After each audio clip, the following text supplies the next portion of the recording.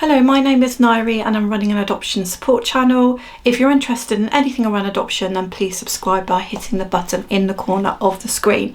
And today we're going to be talking about why people think they may not be good enough to adopt. So what are the reasons that hold people back?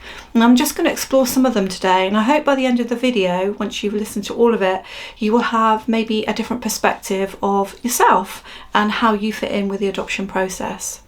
So first thing to say is I have two adopted sons myself, and we didn't have to go through the process in quite the same way because we were already fostering them. But when adopters come to me, they mention lots and lots of things that they worry about before they go for adoption. The first thing that I think is quite key to a lot of people is their own childhood experiences. So if you've experienced a high level of trauma in your life or disappointment or upset, then maybe that's something that is going to make you feel like you just can't do it. So even though you may have a real passion for adoption, you may have thought about it for a long time, you might look at your own childhood and you might think that that's not really something that you want to either explore or kind of delve into, and that if you've got to share that with somebody, if you've got to share that with a social worker, or you've got to kind of go back over it, then that might be just too much for you. And I know that was one of the key things that was problematic for myself. Obviously I got over it because we've adopted, but you do have to go through your childhood, and that can be a big thing for some people. So in relation to that though, ask yourself this: is it big enough? Is it problematic enough? Is it something that you really can't discuss or go back over? Is it enough to stop you going for adoption? Or do you think it could be something that actually could work in your favour? So could it be something that once you've gone through it and explored it and gone through it with a social worker, that actually could be a strength rather than a weakness, or rather than a stumbling block? And maybe that's something you could think about today. So the next thing that could hold people back could be the disappointment of not having had their own family. So again, they've been thinking about adoption, maybe even fostering, but they've had a lot of disappointment that they can't have their own family. They've been through lots of treatment and lots of ways to try and have a family, and it hasn't worked, and so the options have run out, but the disappointment hasn't gone. And again, I'd say to you, over time, I'm sure that you will get to grips with the fact that family can be from anywhere, and family can be seen in so many different ways. And as a mixed family of biological children and adopted children, I can honestly say from heart of hearts that now we've had the boys for several years, I feel exactly the same love and bond for them as I do for my birth children. So maybe that's something that is a question in your mind, and you're wondering if you can do that for an adopted child, and you just need to get over that disappointment of not being able to have your own family and move forward on that. Perhaps you have had your own children, but you don't think you've done a great job, or you feel like you've made mistakes with them, and so how can you move forward to adopt? Or you may feel like, well, you've had your own family, so is it okay to adopt? Is it okay to do both? Is it fair to do both? But I think most of the hang-ups would be around if you've made mistakes with your own children, which all of us have, of course. There isn't anybody out there that hasn't made some mistakes with their own biological or birth children. Then you may feel like you can't necessarily offer what an adopted child might need. So I'd ask you to go back through with that in your mind and ask yourself, how serious are those mistakes? Are they the type of mistakes that every family and every parent might make? Or are they catastrophic mistakes that no one's going to get over, and you're not going to get over, and the social worker is really going to question? I would say that for the majority of people, it's just going to be mistakes that every family make. And also to bear in mind, you can't make decisions for your birth children as they get into adulthood. Now, of course, if those decisions are directly connected to yourself, that might be different. But if your adult children have gone into situations that are less than desirable or problematic, you may be blaming yourself for that, and actually really you have very little to do with that. And it could be even that your birth children blame you for that, but actually it's decisions that they've made. So again, is it enough to stop you moving forward with adoption, really? Is it enough that you couldn't open out with a social worker and explain your thoughts and feelings about that? The other thing to say is that for many of us who like to live busy lives, me included, sometimes the timing never seems quite right. There always seems to be something that might get in the way. So you may feel that you're you're not good enough because there seems to be complications in life. It might be over a job, it might be over a family member, it could be anything at all, but those complications come and go, but they seem to come and go all the time, and it never seems to be the right time. So I would encourage you to think about whether almost you might be putting those barriers in the way and thinking that it's not the right time, but actually it's as good a time as any. And I think that you will find for most of us in life that have jobs or families or complicated things to do, that there will always be something that will get in the way, because it is quite a hefty process to go through adoption, and it always seems like you want to be perfectly ready, just like you would be if you were planning a pregnancy or planning to have a family, but actually there never really is a right time. And I think if a social worker feels that it's not the right time for you because you've had a bereavement or you're having a house move or something bigger is happening, they will definitely tell you that and tell you to hold back for a little bit. So again, that could be their decision rather than yours to make, except for, of course, if you know you've had a bereavement recently, they will ask you to wait for 6 months, around about 6 months. And then it could just be something really simple like personality, that you feel like when you go through the assessment process you're not going to be able to put yourself across very well, or that when you first meet your adopted child you're not going to maybe be able to communicate or do what you need to do for that child because you're a very shy person, or you're the type of person who doesn't communicate easily with strangers.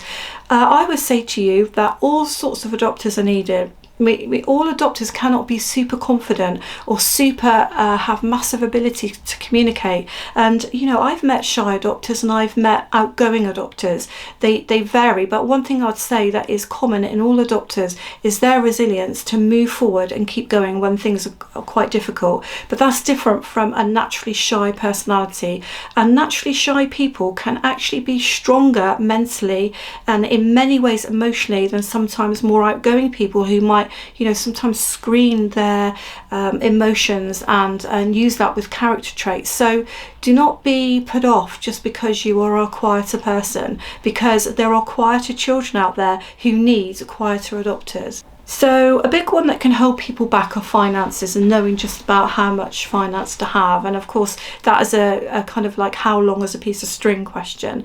Finance will be different for everybody, and what you need to survive every month in your house with your circumstances will be different from someone else, which is why there's never really a ballpark figure that can be put on this. You're going to be asked to give up work roughly from between 6 months to 12 months. If it's a very young child, it's more likely to be 12 months. And I would say it's not likely that you're going to be able to go back to work before 6 months. So all you need to be able to demonstrate is in whichever way you can and however you get your monies in, that you are going to be able to comfortably meet your bills and meet your responsibilities for the house and for feeding a child, an extra child coming in. And if you can do that and demonstrate that you can do that with bringing in finance from different places, then you're going to be okay. You don't need to have an excessive amount of money. You don't need over and a top above that. You just need to be able to demonstrate that you have enough.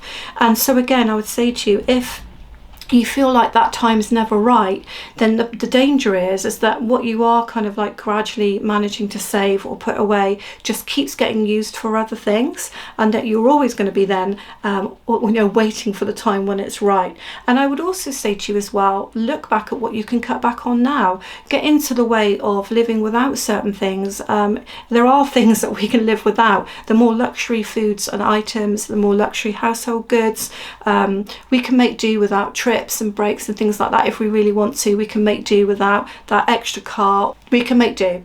And so what I'm trying to say to you is really look at your budget and drill down so that you're cutting back on what you can cut back on, and realistically look at then when you could start the adoption process, and don't let that be a burden or a hurdle to you.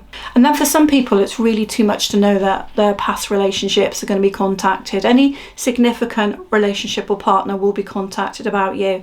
Now bear in mind that social workers want adopters, so they're not going to be ringing those people to catch you out. And it might well be that there has been an acrimonious parting by a family member or a partner that you are really worried about. So if you can put that right with that family member or partner, or smooth the waters beforehand, then do it. But at the end of the day, you may not be able to do that. It might be that that person's always going to hate you and that person's never going to say anything good about you. But you need to not be, again, accepting that that is the picture or the story of who you are, because a social worker will be able to look beyond what they come across all the time, which is if people have parted, they're divorced or they're separated, or there's been, extramarital affairs or whatever. They're able to look beyond that. What they're looking for is, if somebody said this person really isn't suitable to have a child in the home, then that's when they would start to worry. So if that story is something that you think that they're going to believe, it's not something they're going to believe. They're going to listen to what you say, and they're going to listen to what the other person says. And so again, that isn't a reason to think you're not good enough to move forward. And it is really useful as well, of course, if you can explain to a social worker beforehand exactly what's happened, so they know what they're going into. We had a situation ourselves as adopters where I'd had some work issues and I was running my own business, and I was having some issues with the council and some of the people in the council who were putting unnecessary, shall we say, expenses and things on our business, and I knew they were not going to be particularly kind about me. But actually the social worker took into consideration the circumstances that they were talking about. It didn't affect the fact that we would be good with children. It didn't affect the fact that we could make a strong adoptive family. It might be that you're really afraid of your family's opinion, that you don't think they're going to be supportive about adoption. And again, this is got to be based on what they're really kind of saying about you. So if it's about the fact they don't think you're suitable for children because of some of the things they've seen you do, well, that's different. But if they really don't fancy the fact that you're wanting to go for adoption, they think maybe you should have your own family, or they think you already have your own family, they don't really think adoption's the way for you, you haven't got a close relationship with them, so you've not been able to discuss it with them and you don't really want to, then all of those things a social worker can take into consideration. Your family are not there to make decisions for you. Your family are not you. They cannot guide what you do in the future. If they're not going to be supportive, that's disappointing, and it might be that if you can put that right, that would be amazing. But at the end of the day, it shouldn't curb what you do, and it shouldn't affect who you are. So again, what I'd say to you, is it enough to stop you moving forward? And if they're making you feel that you're not good enough for that, or anybody for that matter, I say to you, it's not about what other people think. It's not about their decisions and their choices. It could be that you actually want to go for quite a young child. You've not been able to have your own children, or you're not going to be able to have your children because you're in a same-sex relationship and you've not had that much experience with children. That might be something that's holding you back. Now, this is something that I do think you should start thinking about, how you can get experience with children and how you can access the opportunity to play with young children and to see them in the home. Think about who you know and think about what your community can offer. However, I don't think it's really necessary for you to try to do all of that before you go into the adoption process. Again, social workers will know that there will be some applicants that will come to them with very little experience with children, but still know they want to adopt and feel really passionately about it. And they will be suggesting you find ways to access information about children and experiences with children. So it is worth thinking about that before you go on the process. But it's not enough to make you feel that you're not good enough. It's not enough to make you feel that you may not be able to do it, because there are plenty of people who work with children and who, deliver babies and do all sorts of things around children who have not had their own children and have not had experiences with children necessarily. There are plenty of midwives out there, for example. There are people who go and train to be child carers. We owned our own nurseries before I was doing this, and there would be plenty that would come that had not really had much experience with children, but really knew they wanted to work with them and were actually very, very good with them. A big one, of course, is got to be how many questions are going to be asked through the adoption process and how much are you going to have to lay bare.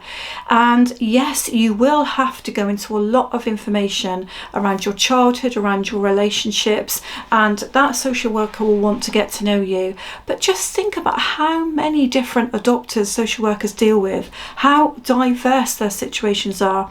Adopters have had previous lives, they've had past, they've had histories. They don't come to the adoption process perfectly squeaky clean with nothing around them that would cause any issues at all. Social workers are trained to work through those issues and to work out with you whether those things that you've gone through or those things you've experienced are enough to stop you being an appropriate parent. That's the bottom line.